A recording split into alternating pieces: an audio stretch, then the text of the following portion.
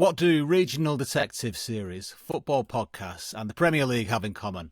That's right, there are too many of them. Also, people like them, let's make some more of them. Welcome to our first match preview. Easy confidence builder first up, a team that's finished above United for each of the last 7 seasons and still won fewer trophies. Proper ones anyway. On this episode, a man who once said Robin van Persie reeked of Arsenal, a man who spent most of his life on their manor. Just imagine all those train trips he shared. And a man from the Gooner fanzine, our special guest, Layth. So let's start with you, Layth. Are you coming here to Old Trafford this weekend and what are you lot expecting? Yes, yeah. Just want to say thanks for having us on. Huge respect for all you guys, what you guys do in the fanzine world. Yeah. I've been going to United Arsenal at Old Trafford for 30 odd years, probably longer actually. And I love it. I can't wait. I really can't. I'm in obviously the way end on Sunday. There's some memories over the years. The Battle of Old Trafford, all that sort of stuff. Winning on the way to double in '98. There's just so many memories, good and bad. Obviously, the 6-1 shellacking and the 8-2 as well. So, yeah, it's one of the biggest games in not just English football, world football. United are. Yeah, I know you've had your struggles, but you're still one of the biggest clubs in the world. And it's, Arsenal. I've always said it's Man United, Liverpool, and Arsenal. I'd say 3 biggest clubs in England, and it's a massive, massive game. And I can't wait. Seriously. So, and you've obviously got Sesko now as well, however you pronounce it, and we've got Ocares. So, it's going to be a bit of a shootout as well. Everyone's got to be a little weak about that, but there's so much more to it as well. There's so many layers to the Man United Arsenal game after Man United game, and I can't wait. I really can't. Yeah, you just mentioned there around, you've been coming to Old Trafford for 30 years as an Arsenal fan. Tell us a bit about, following Arsenal, how you got into following Arsenal. I know we've had a chat before around that. And of course, as well, what are your favourite memories from those times as well? Yeah, no, my dad's he's from Iraq, and he came over in the 70s, and if you had brown skin in the 70s, it was it was a difficult time. It's difficult now, to be fair, but that's a different story. And he just wanted to go and watch a football match, and he went to a couple of teams in London. Obviously, he settled in London, and basically got chased out of certain clubs in London because of his skin. And he went to Arsenal, and it's probably going to be his last sort of chance to go to a game, to pick a side, as it were, almost.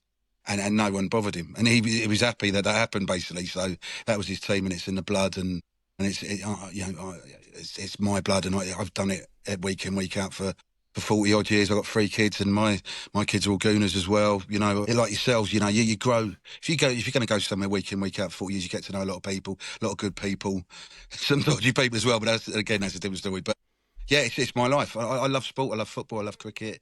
But Arsenal was my life, and I love it. It's one of the biggest games as well. It doesn't matter who you play; it's your team, and you want them to win. But a Man United Arsenal game, an Arsenal Man United game is something else, and I really can't wait. I remember I was thinking earlier about this, and I remember going up there. You boys would probably remember it as well. Was definitely, you had the paddock at the side, so you'd obviously have to stand behind the Golden Terraces.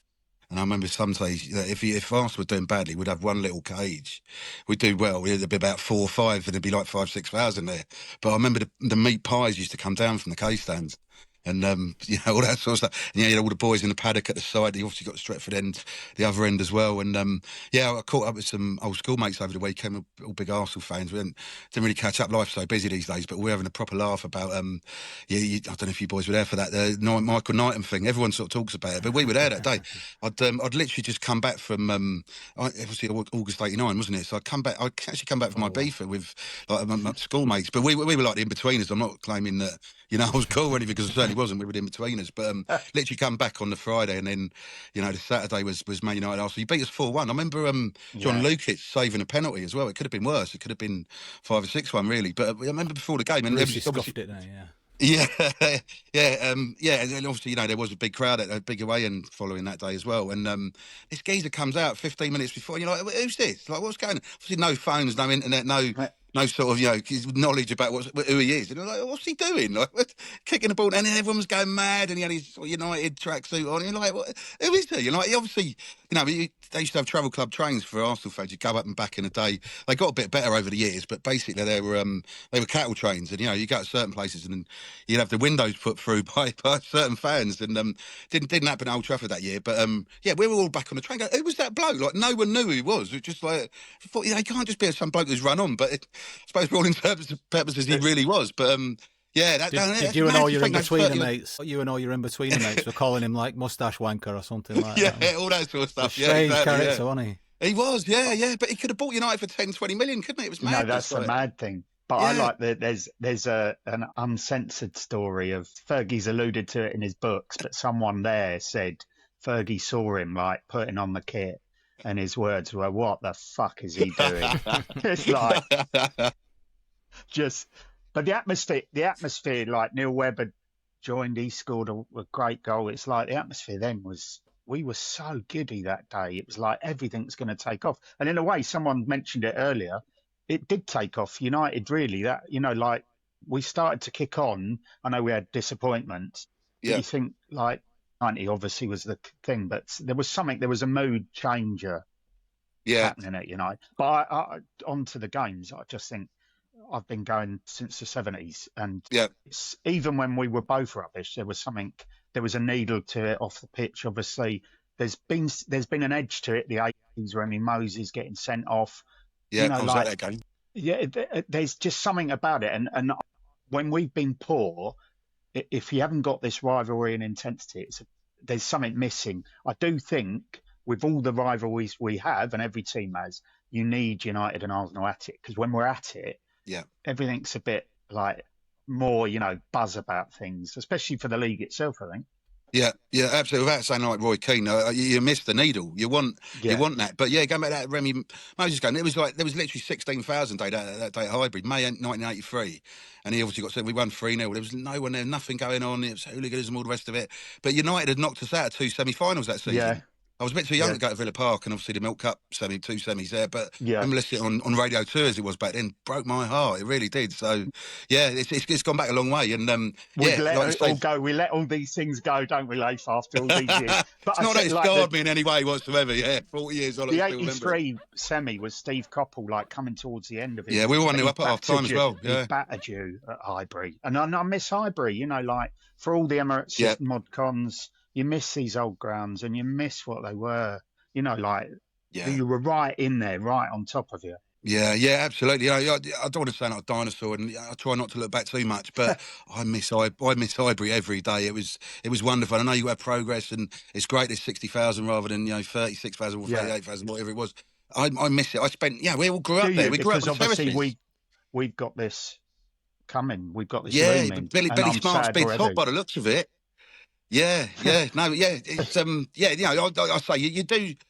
You're right about the sort of lack of rivalry at the moment, just because we're not winning the league, and you're not challenging sort of thing, or for what you've won trophies, obviously, because you're Man United. But yeah, like the game in March, it was just a bit sad. Like 1-1, there's a bit of atmosphere there, but it's nothing like it was in the end. And I don't want to go, it was better in the old days, but even the FA Cup game, like Arteta didn't want to win it. Basically, obviously you could argue.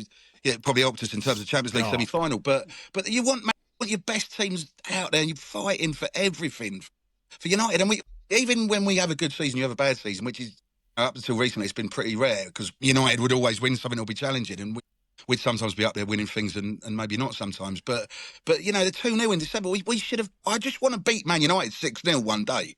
Like 4-5, whatever. It never happens. And even when we're good enough to do it, we still don't do it. And that 2-0 should have been 4-5. And it was like, well, how? I've been in press conferences, because I'm a journalist in my day job, obviously run the Gooner fanzine.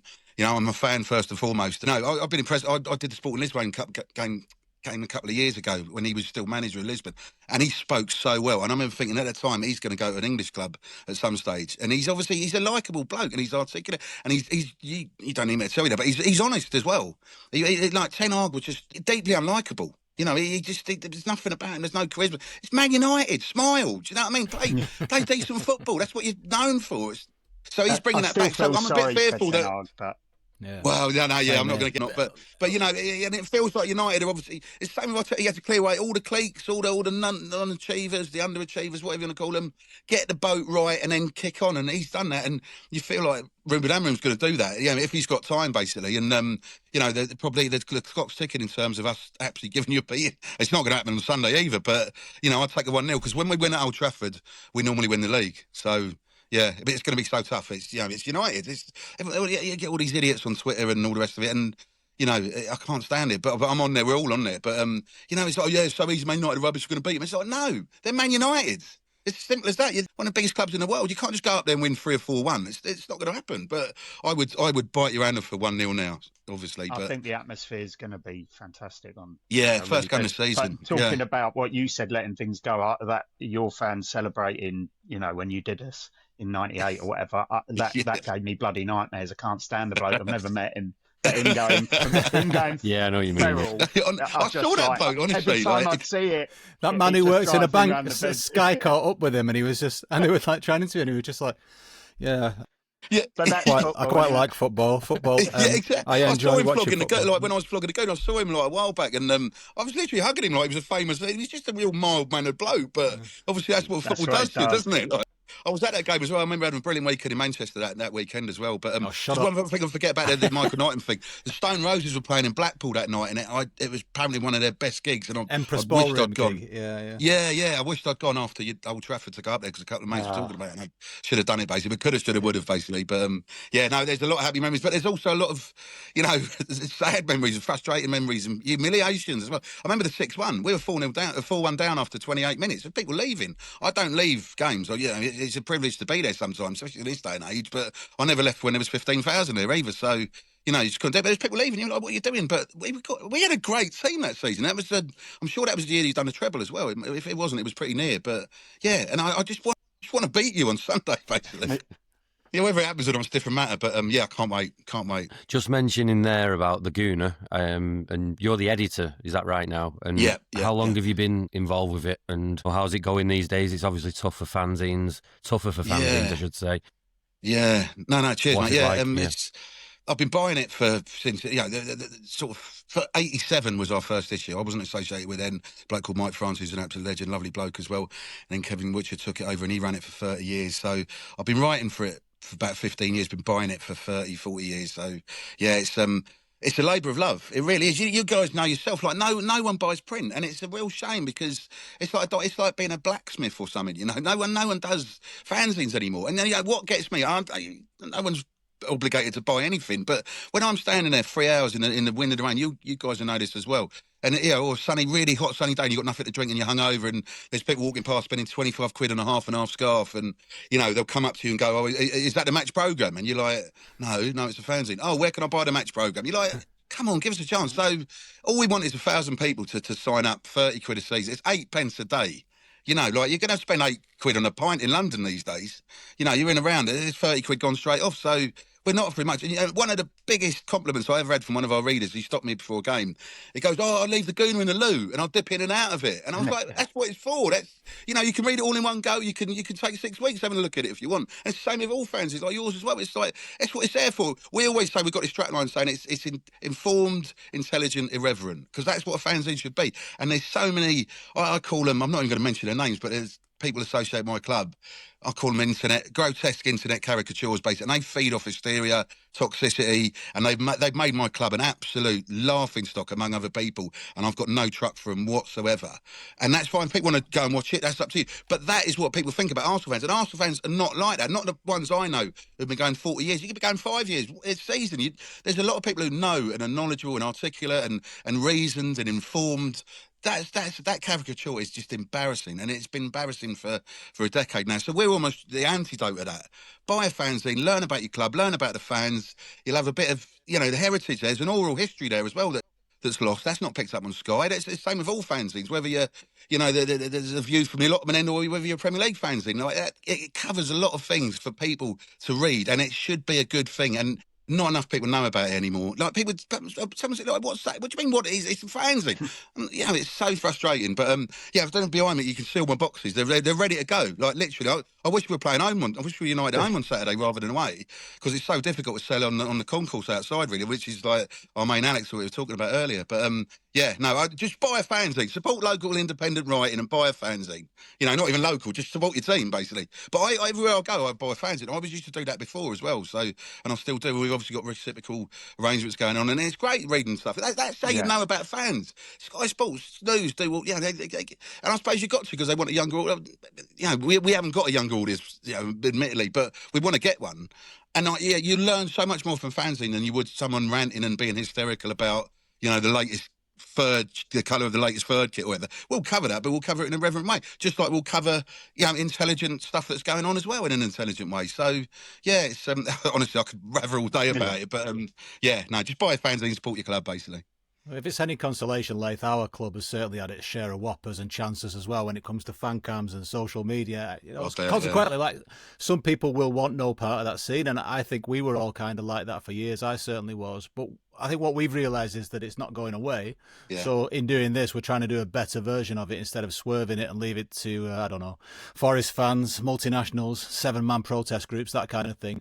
Yeah. But speaking of protest, right, your lot allowed Chelsea to be the London team that kicked off against the European Super League. Now, is that the legacy of the Wenger days and the 4th place trophy? You're just happy enough to be sort of in there and in the conversation. No. Do you know what? There's fair point, but it's that footage they show at Chelsea. Yeah, they were doing it outside the hotel at Stamford Bridge. We were doing that. I was there. There was 5,000 outside the Emirates. There was no cameras there. That was the thing. We were protesting as well. I hated it. I was, for what it's worth, I was everywhere saying it, and so were a lot of other more important people than me doing it. So we were against it, absolutely against it. I don't know what I'd have done if it had gone through. We've got it's similar to you boys FC United, is it? And we've got a club called Dial Square, and I went down there last April and saw them all, and they're all proper Gooners, but they've started this non-league club, and it's like, well, if that had have happened, I think I'd have gone to watch them every week rather than Arsenal. And for me to say that is something else, basically. But no, we were probably against it as well. It's just, just I suppose it's where you get your information from, really. That's another reason to read a fanzine, really. So yeah, that's interesting, though. Yeah, that's interesting as well, because I think everyone on the call must have had a thought as what they might do if the worst comes to the worst with football, because it is heading that way into it. And I'm not yet at the point where I'm priced out, but there will be a breaking point, and it's really interesting that we've all thought what we might do alternatively. Yeah, absolutely. And the way they're treating legacy fans, or what we're going to call it, it's like they're squeezing season ticket holders, and there's people who've been there 30, 40, 20 years, whatever it is. They're not selling any more season tickets, basically. They're not renewing. If someone dies and you obviously don't keep in your family, there's a lot of people who are about 150 years old at Arsenal, but the people who give him back, they're not then churning them to give them to new people. They're selling those tickets on an individual basis for a lot more money, basically. And that's why there's talk of, you guys know that, there's talk of Arsenal maybe, increasing the capacity. But what they'll do, they'll have more open corporate spaces rather than boxes. People pay 300, 400, 500 quid a ticket, get a free chicken in a basket, basically. And that's fine if you're doing well or you're a big club or whatever. But hard times. We had, and it was confirmed to me by someone in the club, we had 25,000 against Man City on the Thursday after the 2018 League Cup final, when we lost to Man City 3-0 in one of the worst performances I've ever seen at Wembley. That Thursday night, it was beast from the east, but that's no excuse. 25,000 people there. So if everyone's Arsenal again, who's going to turn up? Not those people who pay 600 quid who want to be entertained. They're not. They're passive consumers. You call it. I wouldn't even call. They're not fans. They're just turning up because it's something to do, because you talk about your work or you've been invited there, and that's the way football's going. Obviously, you have to pay your bills, but at the same time, if you're squeezing your loyal support by price to them, how much is the TV revenue? Yeah, billions. Surely you can charge 20 quid for a section of people, at home games. Not everyone goes, 30's great, away, 20's plenty, and that was a great campaign and it worked. But why can't they do that for home games or just a section even? They're not long-termists though, are they? They're not long-term strategists, because they're all in it for 4 or 5 years. Yeah, exactly. Every Premier League club is at it now. Every Premier League club. This is, sooner rather than later, we've got the news today about the Liga. We are going to be faced with a domestic game, whether it be the Charity Shield first, drip. And on Ant's point, I'm so excited. I've missed everyone. I was there on Saturday, but you miss the community, you miss the culture. But I haven't been closer since 2005 and the takeover.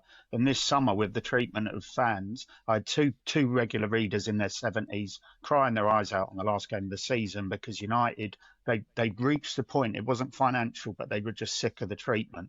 They were sick of being asked, no compassion about, we had photo IDs to prove we're mad enough to have seen last season. There were so many things, and it got me down. It really got me down, because what United don't do is they don't speak to these people enough. Yeah. And when you're outside the ground, as Ant knows, you're speaking to these people, you're hearing the individual stories, and it's become a mass, a macro rather than a micro. And you ignore the micro, you're ignoring the families, the communities, the locals, and it broke my heart. And I really thought, I can't do this, and then you give your head a wobble and you say, but it's coming to us for a lot of people. We know, we shouldn't be talking. We're still young, relatively. We shouldn't be talking about our end game, but the legacy fans are, and that's just heartbreaking. Yeah, absolutely. You're absolutely right. Well said, mate. Completely agree with everything you say. But also, when you get sort of these muppets on social media going, they don't protest against the Glazers unless they lose or something. Right, yeah. Obviously, you protest all the time. Seriously, there's nothing. I don't know what you can do unless it's like everyone, and it's not. Premier League football's too fractured to get everyone behind it. It's not the 1950s anymore. You just can't do it, and it's not that sort of sense of collective, It's a shame, though. action. It's a real shame because we all talk and look and we get on. We'd have a pint, we'd get on, and even our biggest rivals, unless we come together, whether it's changed so much that our opinions of 20 years ago have gone. You've got to sit down with people who are going through similar up and down the country, because unless we do, then they're just going to keep walking over us. And that's what fanzines are about, we get excited, but you also keep fighting. In 2012, I went over to Germany, and they have something called the 12 campaign, so that all the fan groups got together, all these different clubs, and they were marching on the headquarters of the league. And there's all people, all in different scarves, some of them not in colours and stuff like that. But that was the point of it, and they have that saying, enemies for 90 minutes. So I'm not trying to all build a wigwam or anything like that, but it's just, like, you will not achieve anything if all the fans start carping at each other. And people laughed at United. A lot of the other fans laughed at United. It was really funny. This team that they all hated was getting taken over by the Glazers. And lots of those teams some of them have since gone bust. I spoke to Bolton fans who thought it was the funniest thing in the world. What happened to them? Bury fans, they'd been outside with collection buckets not long before that at Old Trafford. I can remember, I think, early 90s or maybe a bit later. And so I saw people chucking in there, and that's how football fans need to behave, because the people who are running the game are not accountable. So they're only going to become that way if you have a collective voice. Keep laughing at each other. It's never going to work. No, absolutely. I completely agree. And it's like, I obviously want Man United to lose every game. I don't hate Man United as I did in the late 90s as a young man who was just completely wrapped up in the rivalry. And the older you get, and obviously if you associate with fanzines, there's got to be some sort of collective movement. I'd be the happiest person in the world if we could do something like that together. Because when football is united, nothing can beat it. You look, whatever you think about Gary Lineker, I don't like him because he played for Spurs. But when all that stuff was going on for Match of the Day, when football stood behind, like Ian Wright didn't go on Match of the Day, and then it just went from there, and it was like football was absolutely united, and that's what sport does. If everyone's singing from the same hymn sheet, basically, and there's things that do need to be sung from the same hymn sheet when it comes to corporate governance. And I know it's not a sexy subject, but that's where you're going to end up, like with like Morecambe. I've been up to Morecambe. It's a wonderful place, heart of the community. People are lovely up there. Some bloke from Essex is basically running that club into the ground, like he did with the rugby team. Was it Warriors? The Worcester Warriors. It's like, how is that bloke past fit and proper test, basically? And there's so many other things like that, but it's just football needs to stand up to people like that and not let them in the game, basically, as far as I'm concerned. And then fanzines could play a purple. That's how fanzines came out of it in the 80s, wasn't it? It was a reaction to all the hooliganism and all the rest of it, and it was and it was done with humour as well. It was done. They were real happy times. Colin Moynihan's identity cards. Sorry, God, Sorry. No. The biggest challenge that, the biggest challenge we all have. He was about 4 foot 2, wasn't he? We can't sort of like get on the same page as within our own fan group. Never mind, our rivals as well, and that's the issue, isn't it? I mean, I saw something last week around, and fair point. I didn't agree with everything they said, but at the same time, they were, the essence of it was sticking up for match-going fans, including those that had already been, shafted really by being moved out of their long-term seats, etc. Yeah. But then I did sense that whilst, some people agreed with them, the majority didn't, because we've signed a few players, and that is a big problem as well. It's so difficult, even in just United support, to get some unity. imagine the optics if everyone did that for something that was, threatening the game, basically. It would be such a powerful message. But yeah, I mean, it's the same with Arsenal. Everyone's entitled to their opinion and there's disparate voices, but I don't people like throw someone a new toy and you forget about everything else, basically. And it's there's a lot of serious things going on in football behind the scenes, and not even behind the scenes, in front of us, that need to be challenged, basically, and they're just not. So I don't know what the answer is, but I'm not happy with a lot of things, just like you guys are, I suppose. But yeah, it's probably better to talk about football. We'd be crying into our But beers. it's that weird paradox that we all take it way too seriously, too much. But it is our lives, like Layth said earlier. It's just and advance. It's totally just, it's so integral. It is my life. You want to have fun, but equally, like, you want to keep the fight, keep going, because they've been stamping over us since the 80s, since the 90s, since the 70s. So, but it's like how you balance that yourselves, even that can be difficult, because you just want to have a bit of fun as well, because the world's so demented enough that we go to football as the release, and then it becomes the most, excruciating dynamic in our lives. It's like, what is the answer? But God knows. That's why I'm taking up gardening. Everyone, get into the gardening. Therapeutic for half an hour. I'm not far behind you, really. Yeah, but we all get older. We can put it in perspective. But yeah, you're absolutely right. It is our lives. We live and breathe it. My favourite quote, and it got picked up by Jurgen Klopp, but he never said it first. I don't know where it came from. Is football is the most important of least important things, basically. And if you can live your life like that, it puts things in perspective. I didn't live my life in the 20s and 30s. But you get older and you think, it is so important. And it's the first thing you think about when you wake up, apart from your kids or your missus or whatever. And it's the last thing you think about at night. And then in between, you think about it all the time as well. Yeah. It's there's worse things out there to be addicted to, but it is an addiction. But it's got to be fun, And I'm with Arsenal, and I'm sure you guys to a certain extent, it's like no one's got a self-entitlement, a right to win trophies. You just want to see your team. It's not so much about winning. Obviously, winning's great, and you'd rather win than lose. But it's about, you mentioned earlier, a sense of community, catching up with your mates. You've got your match day rhythms and routines. People that you would see. Culture, you'd see 9 months a year and you'd share up highest highs and lowest lows. You might not see them for 2 or 3 months over the summer, but it comes the first day and it's like you've never been away again. I'm getting goosebumps even talking about that, because I can't wait to see my mates. It's the big mob of us going, and it's like, that's what it's about as well. And we've almost got a bit too far away from that, but we have to, because otherwise you get teams like Morecambe dying and Bury and all the rest of them as well. So I can't try and bring it back to the football. I can't wait for Sunday. There's other podcasts that deal with football. Don't worry about that. Before we finish, though, I wanted to ask you, because as a working journalist, you deal with Arteta, right? So does he come across as much of a whopper to you as he does to the rest of the world? Wait a minute, that's a bit harsh. No.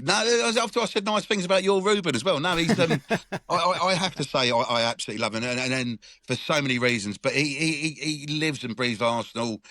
He just wants the best for the club, and I absolutely love him. And that is what we're saying about, there's disconnect between online and match-going fans, although I'm not going to get into, well, if you go matches and you're a bigger fan and all that, everyone's entitled to their opinion, basically, but there does seem to be a disconnect, and it's starting up again. It's like, Arteta out, who do you want? Like, seriously, don't tell me you want, like, I said, okay, say that, who are you going to bring in then? Someone actually said Unai Emery. Like, what planet are you on? Seriously. So, yeah, I absolutely love him. Yeah, and it is, because you talk about managers, you give him time. He's had 5 years, won one trophy in that 5 years, and even Spurs won a trophy last year. I won't mention who they beat in the final, and he should have. I was so gutted. Honestly, it was just like, can you not beat Spurs for us? Like, but so the clock is ticking, and I think year on year you want your team to make progress. And last year we stalled, certainly in the league, although semi-finals of Champions League was brilliant. I was convinced we were going to win it, and it was such a low. I was in beautiful Paris the day after, and I was so gutted. I was like, well, I'm done with football today, and I just walked around and did a bit of a literary tour and saw where Ernest Hemingway lived and all the rest of it, and I loved it. And it was just like, I'm done now for the season. Still went to. I managed to do all 58 games as a fan and a journalist, basically. But to go back to your point, we see each other now and again in the press box, and huge respect for what you do. Yeah, I'll tell you, you see him close up, and it's really interesting. But he is the right man at the right club for the right role, basically, and he's an Arsenal man as well. I know he's obviously Everton and Rangers as well, but I love him a bit. And just go serious for 1 second as well. When my dad died, my dad's obviously a big Arsenal fan, like I was saying, and I got a letter. Well, my mum got a letter, I should say, from the club, proper lovely paper. It was signed, and he just said deep, because it was a personal letter to my mum about my dad dying, basically, just because I know a few people in the club and stuff. And that's just another reason I'll never have a bird word said against him. But he does. We do need to win, and hopefully starting on Sunday, basically. So you popped me back in my box there, haven't you? Gentlemen, any other business? Well, we're going to win. It's the 89 Barney. Do you know what? Leave that to them. Yeah.